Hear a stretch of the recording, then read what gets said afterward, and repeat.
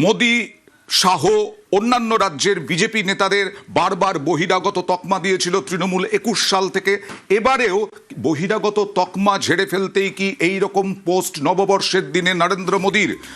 আমার প্রিয় পশ্চিমবঙ্গবাসী এবং জয় মা কালী বলে শুরু করেছেন। বিগত ১৫ বছর ধরে পশ্চিমবঙ্গবাসী অপশাসন, বিশৃঙ্খলা, দুর্নীতির শিকার, যা সাধারণ মানুষের মৌলিক অধিকার, সম্মান এবং পশ্চিমবঙ্গের ওপর চরম আঘাত হেনেছে।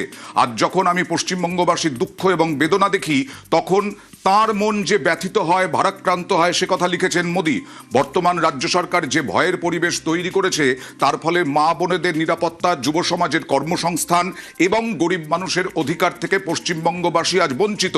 এইভাবেই আক্রমণ করলেন নরেন্দ্র মোদীও। কথা বলবো প্রতিনিধি সুস্মিতার সঙ্গে। সুস্মিতা, যেটা বলছিলাম, ২১ সালেও বহিরাগত তকমা দেওয়া হয়েছিল মোদী, শাহ এবং অন্যান্য বিজেপি নেতৃত্বকে।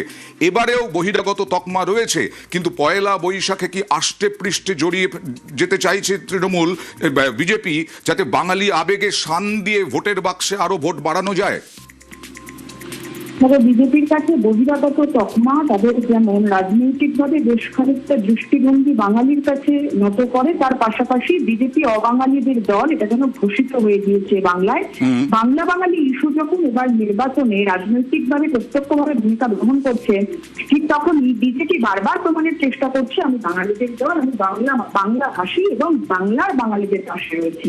শুধুমাত্র এ রাজ্যের বাঙালি নয়, ভিন রাজ্যের প্রবাসী বাঙালিদের কাছে গিয়েও সেই বার্তাই মূলত বিজেপি এবং কেন্দ্রীয় বিজেপি নেতৃত্ব বারংবার দিয়েছে। সেই প্রসঙ্গকে আরো একবার উস্কে দিতে বলা যায়, এ রাজ্যে পয়লা বৈশাখ, যার সঙ্গে বাংলা সংস্কৃতি, বাংলার ঐতিহ্য, বাঙালি কৃষ্টি জড়িয়ে রয়েছে। নববর্ষে শুভেচ্ছা কেন্দ্রীয় স্বরাষ্ট্রমন্ত্রী অমিত শাহেরও। নতুন বছরে নতুন অধ্যায় শুরু হোক, বার্তা শাহের। পয়লা বৈশাখের এই শুভ দিনে পশ্চিমবঙ্গের সকল ভাই বোনেদের তিনি আন্তরিক শুভেচ্ছা ও ভালোবাসা জানিয়েছেন। সমৃদ্ধ সংস্কৃতি, ঐতিহ্য, সাহিত্যিক এবং বীর বিপ্লবীদের গৌরবে ভরা এই বাংলায় নতুন বছরে আসুক উন্নয়ন, সুশাসন ও সকলের কল্যাণের এক নতুন অধ্যায়, লিখলেন তিনি।